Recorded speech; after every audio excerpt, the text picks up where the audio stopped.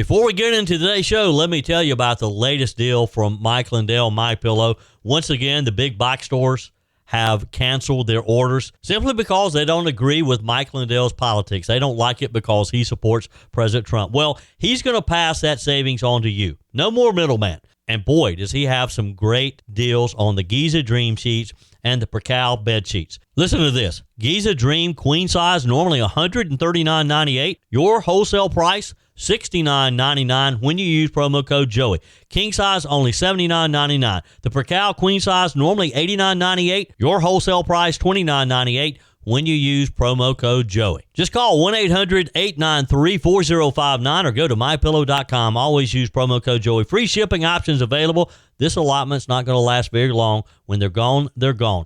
mypillow.com, promo code Joey. Thanks for joining me in the PhD Weight Loss and Nutrition Studios. To lose weight for the last time, visit myphdweightloss.com. House Minority Leader Hakeem Jeffries rebuked President Donald Trump on Sunday, said he should keep his, quote, reckless mouth shut after the president called Democrats the greatest enemy in America. The Iranian regime is charging some tankers $2 million to pass through the Strait of Hormuz in a bid to further its control over the global shipping choke point. The president had a message for them as well. And a California sheriff and top Republican candidate for governor seized over 650,000 votes from the state's November elections this past weekend after an election integrity group claimed there's evidence that more than 45,000 excess votes exist. The Democrats are not so happy. You know those pesky text messages and the mailed postcards that you get, usually bashing a candidate running for office, but you don't know who's sending it? Well, it's called dark money, and a group of South Carolina senators are wanting to shine some light on the practice. I told you we'd be back. And ye shall know the truth, and the truth shall make you free. It's Joey Hudson. I wanted to name it the Joey Hudson bill, but, they don't allow you to put names on bills, but I wanted to call it the Joey Hudson bill because I know that one's been near and dear to you for a number of years. That's how it's done. Let your voice be heard. And the truth shall set you free. Here's Joey Hudson. Over the weekend, the rhetoric took a sharp turn. House Minority Leader Hakeem Jeffries went on CNN and had some pretty strong words for President Donald Trump.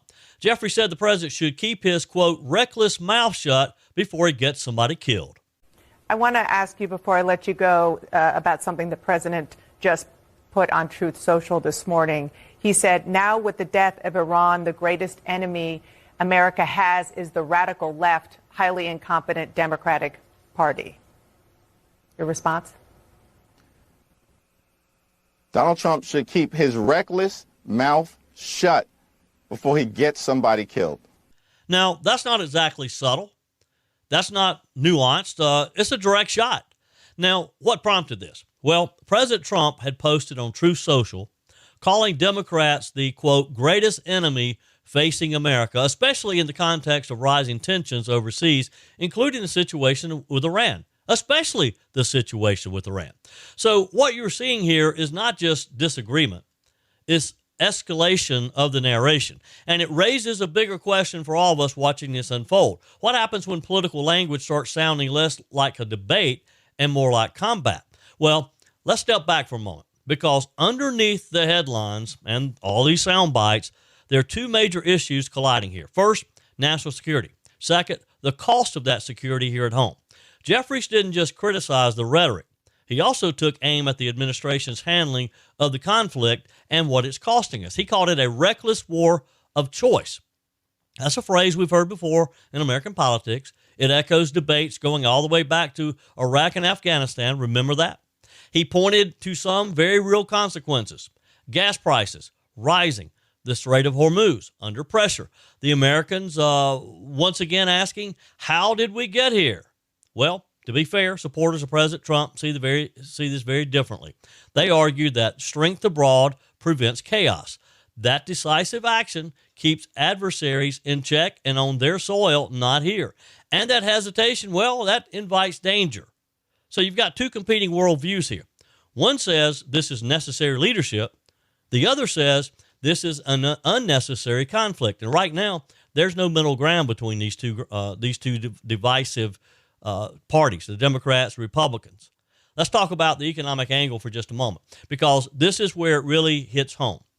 Mr. Jeffries claims that this conflict has already cost more than $30 billion. That's not pocket change. And at the same time, families are feeling squeezed at the pump, he says, at the grocery store, and in their monthly budgets. We're seeing some of that. So politically, this becomes a powerful argument. Why are we spending billions overseas when Americans are struggling here at home?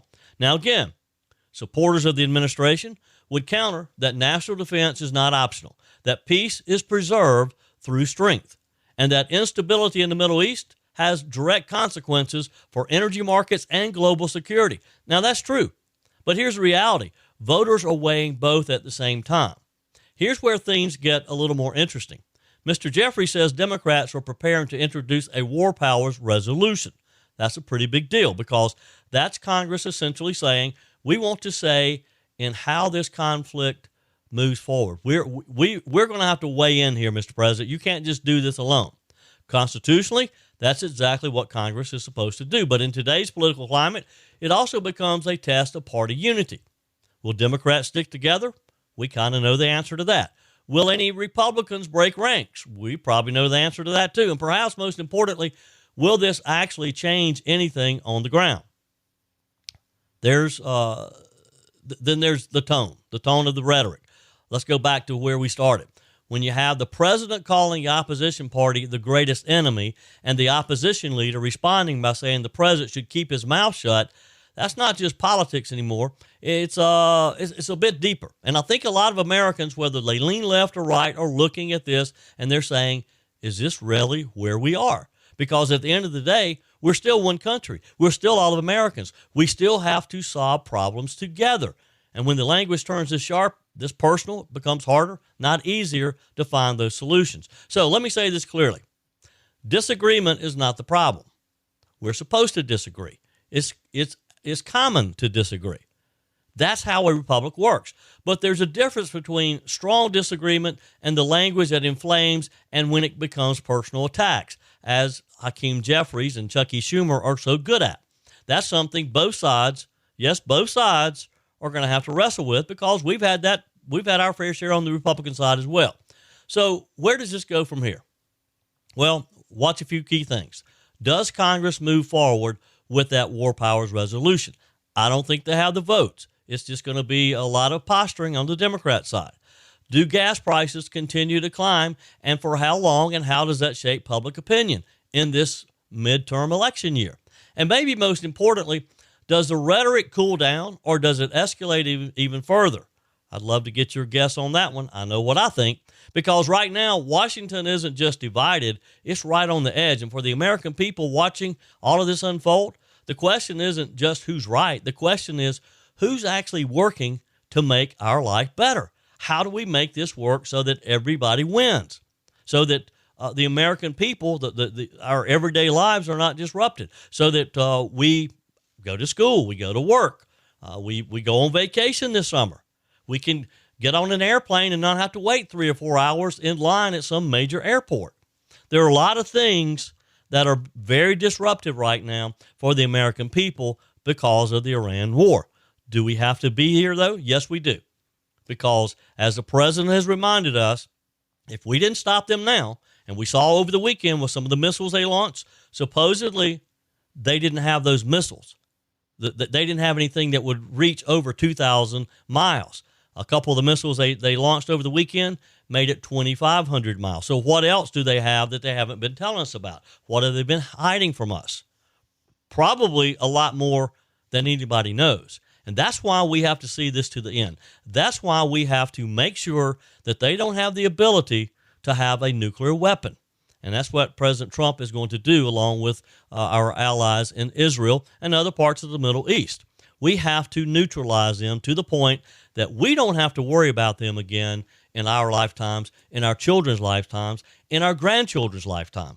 We have to make sure that the people in Iran have a chance to live lives and not be oppressed under some regime like they have for, 4 decades now, 40 plus years.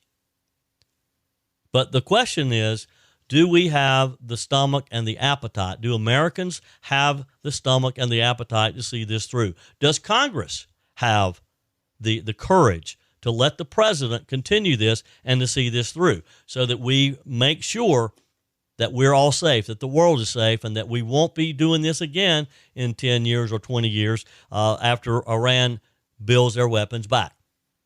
Love to get your comments. Text me, email me, joey@joeyhudson.com. Leave me a message on the MyPillow message line, 864-477-JOEY, 864-477-5639. Are we to the point that we should now be pulling back?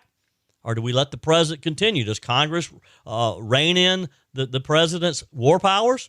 Or do we let him finish the job? Because, again, the job has to be finished. We cannot allow Iran to continue to manufacture those missiles and to continue to potentially have a nuclear weapon. Love to hear from you. GOP shots like Ozempic are everywhere right now, but here's the question. What happens when you stop? If you don't fix the reason your body gained weight in the first place, the weight comes back. Joey Hudson here at PhD Weight Loss. They don't just treat the weight as the problem. They treat it as a symptom of metabolic dysfunction, hormone imbalance, or inflammation. If you don't correct those, no shot or hack will ever last. PhD looks at you holistically to improve your health span, your energy, and your longevity, because losing weight is one thing, but keeping it off for life is another. Right now, when you call PhD Weight Loss and mention Joey Hudson, you'll receive 2 free weeks in the program, and they'll cover the cost of your food. That's real results with zero guesswork. Again, mention Joey Hudson when you call 864-644-1900. That's 864-644-1900. Visit them online at myphdweightloss.com. Stop chasing weight. Start fixing what actually is causing it. Call today. Be sure and tell them Joey Hudson sent you. Get your 2 free weeks in the program, 864-644-1900. So what happens when one of the most important shipping lanes on planet Earth suddenly becomes a toll road controlled by a hostile regime? Because that's exactly what we're looking at right now in the Middle East. The Strait of Hormuz. Most of us had not even, maybe we'd heard of it, but we could not have put our finger on the map where it was to have saved our lives. It's something that just is not top of mind for most of us until now. And it's not just another body of water, because this very narrow passage, I read where it's like 21 miles wide, is where roughly 20% of the world's oil supply flows every single day. 1 out of every 5 barrels of oil passes through that one choke point. And now, according to multiple reports, the Iranian regime is doing something we've never seen before, unheard of, extraordinary. They are reportedly charging as much as $2 million per tanker for safe passage. It's a kind of a blackmail. $2 million just to pass through international waters. They don't own it. It's international waters. Now, this isn't just about money, of course. It's about power. It's about leverage. It's about control. And this is about sending a message to the rest of the world that Iran believes it can dictate who gets to move energy and at what price. And here's what the story, or where the story can potentially take a serious turn. Iran isn't even hiding this. They're doing this on the in the open. One of their own lawmakers went on state media and said in plain language, this shows Iran's strength. They're calling it a new sovereign approach to the strait. Translation, they want to treat one of the world's most critical international waterways like it belongs to them. But it doesn't. Let's be clear about this. The Strait of Hormuz is not supposed to belong to Iran. It's recognized globally as an international shipping lane. That means freedom of navigation. That means no country gets to slap a price tag for passage. But what Iran appears to be doing is creating a 2-tier system. If you're friendly to Iran, if you have friends in Tehran, you may get through. If you're not, you're going to face delays, you're going to face threats, and maybe worse. And in at least one reported case, you're going to have to pay up. The consequences, well, we're already seeing them. Shipping traffic has dropped dramatically. Some reports say activity is near collapse compared to normal levels. Tankers are rerouting. Insurance costs are skyrocketing. energy markets are getting nervous. And every time that happens, you feel it right here at home, at the gas pump, in your utility bills, in the cost of goods that rely on energy to move. There may be more pain coming, folks. Now, enter President Donald Trump. Over the weekend, he issued a warning that could have not been more clear. If Iran does not fully reopen the Strait of Hormuz without threats, without conditions, and especially without the blackmail of $2 million, the United States could respond by targeting Iran's power infrastructure. That's a serious escalation. And it tells you just how high the stakes are here right now. And I don't think President Trump is trying to bluff them. And I hope Iran is smart enough to understand that he's not. This is bigger than Iran. This is about a principle that the United States and other areas of the world have defended for decades: freedom of navigation. The idea that no rogue regime gets to choke off global trade to gain leverage over the world. And that's exactly what Iran's trying to do. If that principle collapses in the Strait of Hormuz, it doesn't stop there. What happens next? Does China decide to do the same thing in the South China Sea? Do other bad actors start carving up global shipping routes, charging you for passage? This is how global instability spreads. Now, let's all keep one thing in mind here. Some of the reporting, particularly that the $2 million fee, has not been fully independently verified across every case. But here's the key point. Even if the numbers vary, the strategy is the same. Iran is tightening its grip. They're vetting ships. They're controlling passage. They're deciding who moves and who waits. And just the mere threat is having an effect for some shipping companies. They don't want to take the chance. All of this should concern every American particularly, but everybody across the country, across the world. Because energy is the backbone of the global economy. And when that flow is threatened, everything else follows. Prices rise. We're going to have markets continuing to react. Geopolitical tensions spike. We've seen this movie before, folks, and we know how it ends. But this time, the stakes appear to be even higher. So here's the bottom line. I think Iran is testing the world. Again, they're playing chicken with Donald Trump. I don't think they want to try that. They're testing the United States. They're testing whether the international community will push back, or if they'll just simply look the other way. Because if they can get away with this, even partially, they gain leverage. They gain some power, not just over oil, but over diplomacy, over negotiations, over global stability. So as this story develops, keep your eye on two things. First, what happens in the next 48 hours? We're about 24 hours into that now. Does Iran back down, or do they double down? And second, and most importantly to us, how the United States responds. Because this is one of those moments where leadership matters, where the consequences will be felt far beyond the Middle East. And again, I don't think Iran wants to play a game of chicken with Donald Trump.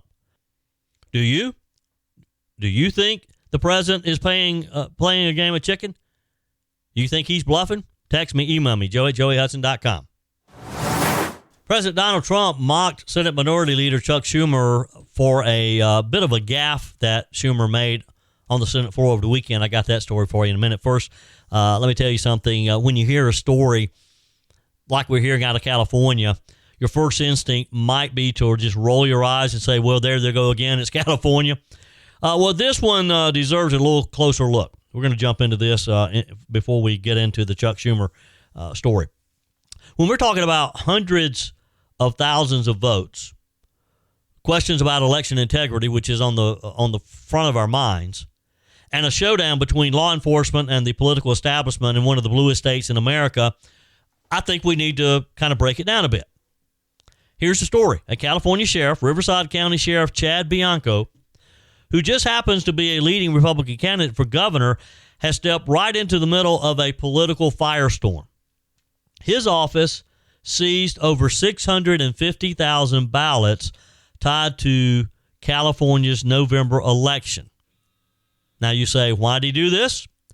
Because a third-party group, the Riverside Election Integrity Team, says they found something that just does not add up. They're claiming there may be as many as 45,000 excess votes in that election. 45,000. That's not a rounding error. That's not a typo. That's the kind of number that can swing elections, can make a difference, can reshape policy. Could have made a difference in this proposition. They're focusing on something called Proposition 50. And here's where the politics comes into play. This wasn't just some minor ballot measure. This was about congressional redistricting, the lines that determine who represents the people of California in Washington. And depending on how those lines are drawn, it can tilt the balance of power, left or right, for years to come. And in this case, the proposal was widely seen as benefiting Democrats, as you can imagine. It was actually a response to Republican-led redistricting efforts in the state of Texas. Remember this back last year when Texas Governor Greg Abbott, when they took the initiative to redistrict Texas and potentially could gain 5 congressional seats, Gavin Newsom responded saying, I'll do the same in California then. So right away, you've got high stakes, very high stakes. Now, enter Sheriff Bianco. He says this is simple. He was quoted as saying, physically count the ballots and compare that result with the total votes recorded. That's it. No politics, no spin. Just count the ballots again. Make sure the numbers add up. Compare the numbers. Now, you'd think that this would be something everybody could agree on, right? Doesn't matter what your party affiliation is. We all want transparency in our elections. We all want verification, confidence in the system. Well, maybe we all don't want that because that's not what's happening. Instead, California's top election officials are pushing back pretty hard. The Secretary of State, Shirley Weber, says the sheriff has no authority to conduct this kind of investigation. She argues that what he's doing could actually undermine confidence in elections. And then there's the local election official themselves, who says the discrepancy comes down to a misunderstanding. They have a lot of misunderstandings, don't they, when it comes to voting, counting votes. They say the early counts are just estimates, and that the final tally, after they were able to massage it a bit, was off just by about 100 votes, not 45,000 like the sheriff is claiming. 100, they say. That's their position, and they're sticking to it. So now you've got two completely different narratives. On the one side, you have a sheriff, a Republican sheriff, says, let's count the ballots and find out the truth. On the other, you got state officials, Democrat state officials, saying there's nothing to see here, and you should not even be looking. Should be asking to look. And if that wasn't enough, let's add another political layer, because this is no ordinary sheriff. Again, this is a man running for governor in a state that hasn't elected a Republican to that office in about 2 decades. Suddenly, he's at the center of a story about election integrity. You don't have to be a political strategist to see how explosive that can be and how scary it can be for a bunch of Democrats. Then comes another twist. California's Attorney General, Rob Bonta. He's stepping in now. He's weighing in. He wants to be heard. His office says they're simply trying to understand what's going on. They're asking for documents, requesting information. They're exercising their oversight. But Sheriff Bianco, he sees it very differently. He says the Attorney General is trying to shut the investigation down, that the AG does not want a recount. He's even accused Bonta of sending letters demanding that he cease and desist. And now we got a full-blown clash because you got two powerful law enforcement offices, both claiming they're acting in the best interest of the public. And let's be honest, this is where Americans start to tune in, because this isn't just a California issue. This is about trust in elections overall. It's the reason we spent so much time and the reason Congress has spent all last week on the SAVE Act. It's about having trust in elections, having trust in the institutions who put on our elections, trust in whether the system works the way that it's supposed to. Now, let's be clear. At this point, there's no confirmed evidence that those 45,000 votes are illegitimate. State officials say the numbers have already been explained. The sheriff says they haven't. And until those ballots are counted or not counted, we just simply don't know. We may never know if they don't count them. Here's the other question. Why is it so controversial to verify? Why is it so controversial to just double check, to count them again? Because you would think in a healthy system, transparency should never be the enemy. In a healthy system, questions should be welcomed, not shut down. And in a healthy system, confidence comes from that clarity, from that transparency, not from telling people to stop asking the questions. Trust me and shut up. That's basically what they're telling the sheriff. Critics of Sheriff Bianco, they say this is just political theater, that he's running for governor. He wants the attention. They say he's using this investigation to just boost his campaign, to rally support, to tap into the concerns and the mistrust about election integrity. And let's be fair, that's a legitimate question. Anytime a candidate takes a high-profile stand, politics is part of the equation, even for this sheriff. But here's the flip side. If you're a voter and you hear that there might be tens of thousands of votes that don't quite line up, don't you want to know for sure? Wouldn't you rather have the ballots counted just to be safe? Because at the end of the day, it's not a Republican issue, a Democrat issue, an independent issue. It's about confidence in our system, about confidence in our election system particularly. It's about whether Americans or Californians, no matter what party they belong to, believe their vote counts and that it's being counted properly. And once that confidence starts to erode, you got real problems on your hands. And that's where we find ourselves nationally with the SAVE Act.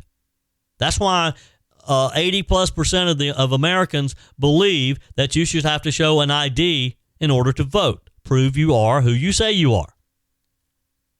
So here we are, California, a sheriff with ballots in hand, state officials saying he's overstepping, all he wants is the attention, an attorney general demanding answers, and a political race for governor heating up in the background. We'll see. It could have ripple effects, not just in California, but across the country.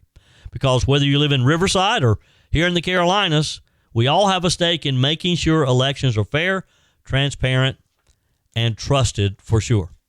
Now, back to President Trump mocking Senate Leader Chuck Schumer. The president posted on True Social, Schumer got discombobulated. What Schumer did was he got his agencies mixed up, and he said in the heat of the filibuster that he thought that ICE should be funded.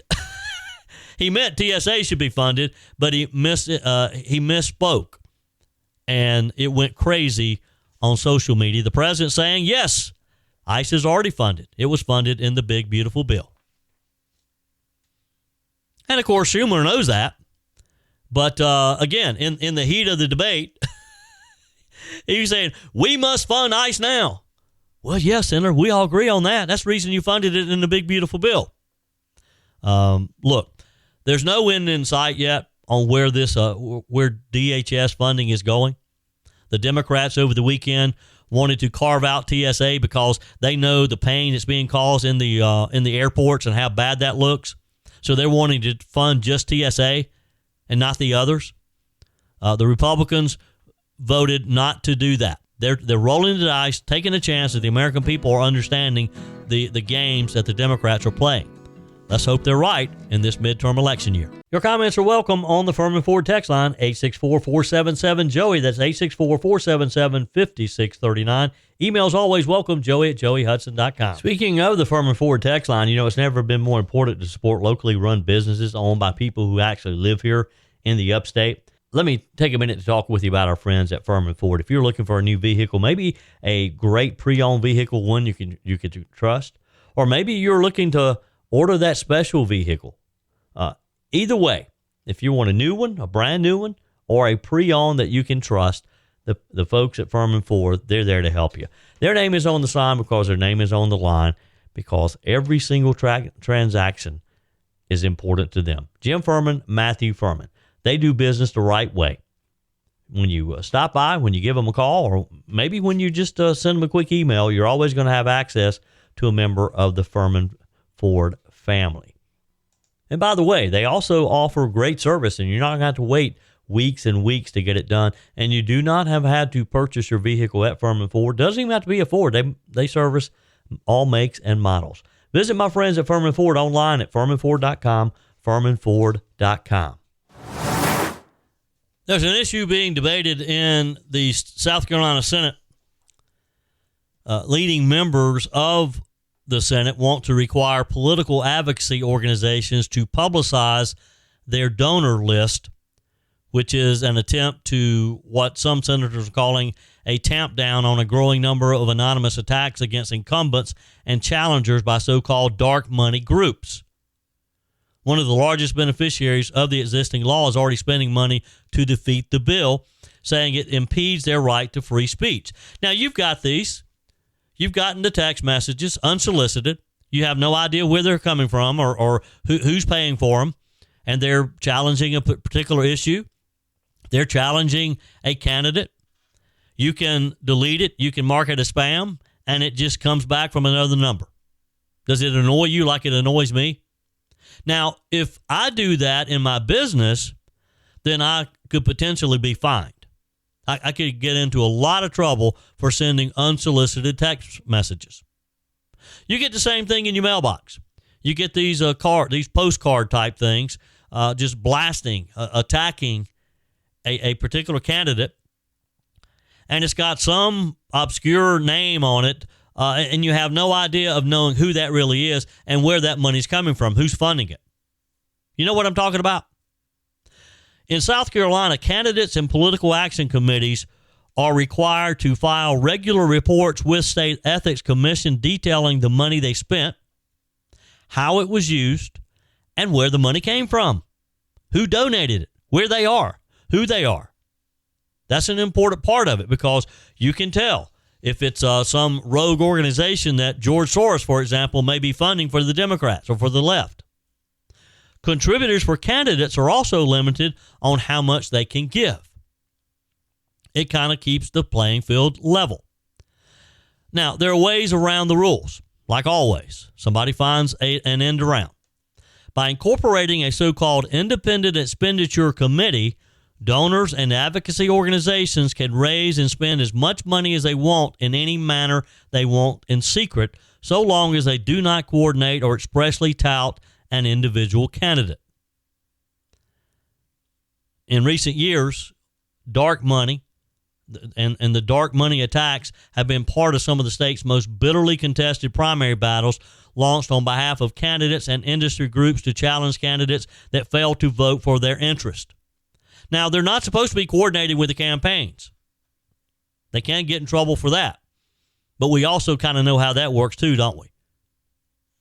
A coalition of Senate leaders, led by Somerville Republican Sean Bennett, introduced a bill back in February in an effort to reduce the influence of these groups. It proposes some simple changes to state campaign finance law by requiring those groups to file financial disclosure reports to those already required for candidates and other political action committees. In other words, let's just shine a little sunlight on the process. Let's eliminate the ability for these groups to be able to work in the dark, to go after anybody they want to, and we don't have a clue of where their money's coming from or who's paying for it. Senate Majority Leader Shane Massey is a co-sponsor of the bill. He told the Post and Courier, "We're seeing a lot of out-of-state groups playing in South Carolina, and they are largely anonymous, so you have people around the state who are getting hit with ads. I'll say issue advocacy in quotes or even campaign-related ads, and they have no idea who's doing the hitting." Like I said, you've probably got some. You've gotten some of the mail in your mailbox. You've gotten text messages. For all we know, it could be coming from California or wherever. Now, here's a little twist in this story. a beneficiary of the status quo is already spending money to kill the bill. Within days of the bill's introduction, conservative advocacy group Americans for Prosperity, and I have to say, I have a lot of respect for what Americans for Prosperity does. I've worked with them over the years. They spend hundreds of thousands of dollars every year in state boosting candidates and free market policies. They released an advertising message, though, to oppose this bill. In one case, they urged supporters to tell lawmakers not to California my South Carolina by backing the bill. California requires such disclosures, making it one of the few states to do so. Now, that's kind of interesting, isn't it? You'd think that California would be the last state who would require this. AFP said the requirements could effectively chill speech, focusing on concerns that could lead to burdening small religious organizations or nonprofits rather than the large-scale political operations the bill's backers say they wish to target. Quite honestly, I'm not quite sure I understand that. Matt Hum is South Carolina State Director for AFP. He says this is an issue of free speech. People have a right to contribute to organizations and causes they feel passionate about. They have a right to feel safe when they do. I don't disagree with that. But I also think that we have a right to know who is spending this money in campaigns sometimes that get very nasty. Just like a political candidate has to report who the donors are, I think these groups should have to report who their donors are if they're going to spend money on political campaigns and on policy issues. You agree? I'd love to get your feedback. Text me. Email me, joey@joeyhudson.com. Leave me a message on the MyPillow message line, 864-477-JOEY. 864-477-5639. Tell me what you think. By the way, always use promo code Joey when you go to MyPillow.com and get the very best price Mike Lindell has to offer on anything. The towels, the sheets, the pillows, the mattress covers. Turn an old bed into a brand new mattress with the mattress topper. Go to MyPillow.com, use promo code Joey. But really, tell me what you think about this. Should these groups, should these dark money groups have to disclose who's paying for these campaigns, who's giving them the money to run those ads, to mail those mailings, to text those texts? The text, I think, is what bothers me the most. Because, again, if a business does that, if I were to send out a text to promote the radio station or promote my podcast to someone who's unsolicited, I could get zapped. I could get fined. But I can get an endless number of political text. I can keep deleting them. I can keep marking them as spam, but their technology just keeps coming back with a different number, and I have to read them and have to delete them and mark them as spam again over and over and over. I get tired of that. I should be able to opt out of that. But more importantly, I should be able to know who it comes from. Just like the mail pieces. Rather than some obscure small print that doesn't tell you anything, I should be able to look them up and know exactly who that organization is. You agree? The bill has not gotten a hearing in the Senate Judiciary Committee, though its chairman, Horry County Republican Senator Luke Rankin, is a co-sponsor of the bill, so one would assume he supports it. Rankin declined to comment, according to the Post-Courier. Senator Massey said he was not surprised to see opposition surface. He said people who are hiding behind the curtain don't like to be exposed. That's it for today's edition of Just the Truth. Thanks for joining me in the PhD Weight Loss Studios. To lose weight for the last time, visit myphdweightloss.com. If you haven't joined my mailing list yet, visit my website, joeyhudson.com. Click on the Connect with Joey button so that you can receive our emails and the most up-to-date news. Also, join me on my YouTube channel. Be sure and like, comment, and subscribe. Just search for Joey Hudson. As always, thanks for spending a few minutes of your day with me. Do me a favor and forward this episode to a few friends. Just click on the share button and send to your contacts. We need to build an army of conservatives to win our country back, and we can do that by continuing to share the truth with our friends and family. Keep those comments coming via the Furman Ford text line, 864-477-JOEY. Email to joey@joeyhudson.com, and I love your messages on the MyPillow message line. Again, that's 864-477-JOEY, 864-477-5639. Be sure and take advantage of the MyPillow special, just $14.88 on the standard MyPillows when you use promo code Joey. Order online at mypillow.com or call 800-893-4053. We're back again tomorrow and hope you'll plan to join us. Until then, remember, God's got this. He's still in control.